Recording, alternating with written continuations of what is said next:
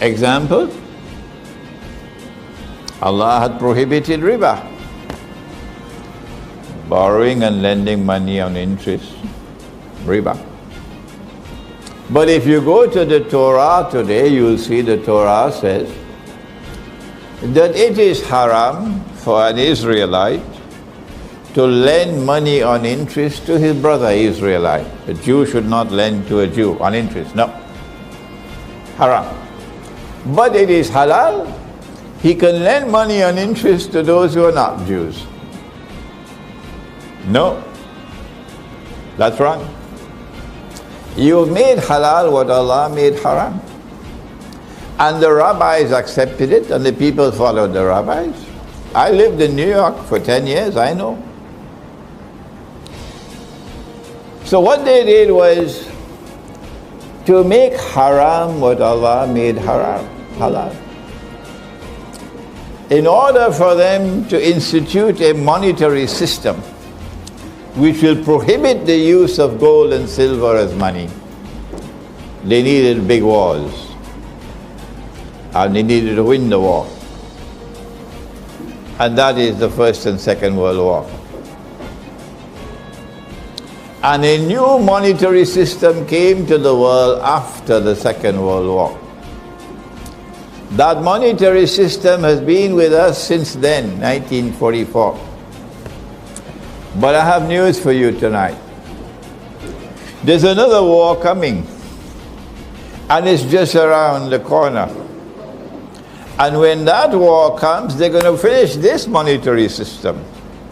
They don't need it anymore. And they'll bring a new one. But the Mufti doesn't know that. Who gives his bogus fatwa that the money we're now using is halal. Mufti, are you listening to me? Mufti, you're going to have to answer in the grave, Mufti, for declaring this money to be halal. No. This money was possible because they first declared that money to be haram. The Articles of Agreement of the International Monetary Fund prohibit the use of gold as money. Dr. Mahathir was not aware of that. I am not a politician. I don't comment on politics. But when someone does what is right, I declare that he did what is right, and I don't care who is annoyed with me. A scholar of Islam doesn't bow his head before public opinion. Dr. Mahathir was not aware that the International Monetary Fund prohibited the use of gold as money. But Dr. Mahathir was able to recognize, as no one else recognized, that this was wrong. That this was wrong.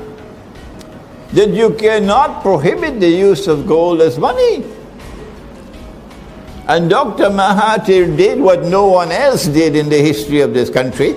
Let me remind the Malaysian people, if they need to be reminded, that Dr. Mahathir did what no one else did ever did, and perhaps no one else will ever do. When I met him, I told him that.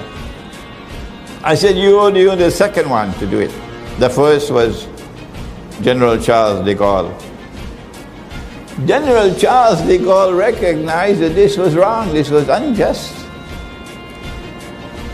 Bringing a new monetary system in the world, and in order for this bogus system to survive, you have to prohibit the use of gold as money. So Charles de Gaulle stood up in the French National Assembly in 1966. That's why the French people loved Charles de Gaulle. And he blasted them. In the French National Assembly, he blasted them. And he declared this to be an unjust monetary system that you brought into the world. And so they took out their knives for him. Yeah. And they finished him. And after after Charles de Gaulle, the only other one was Dr. Mahathir. And so this country should be proud of Dr. Mahathir. Because he recognized what no one else recognized. And no one else dares to recognize. They don't have the courage to recognize what he recognized. And tonight I have to give credit where credit is due, regardless of the price I have to pay. At the time when I said that Dr. Mahathir was only the second, I was wrong. I didn't know he was the third. I didn't know that there was one before him. I didn't know that there was one before Charles de Gaulle. But he's today forgotten. They called him a playboy. Ahmad Soekarno was more than a playboy. Ahmad Soekarno was more than a playboy. When Indonesia became independent, Ahmad Soekarno called in the ulama. He had the courage to do it. And he asked them about this money. I'm not a scholar of Islam, you are the scholar. Tell me, how can we have paper as money?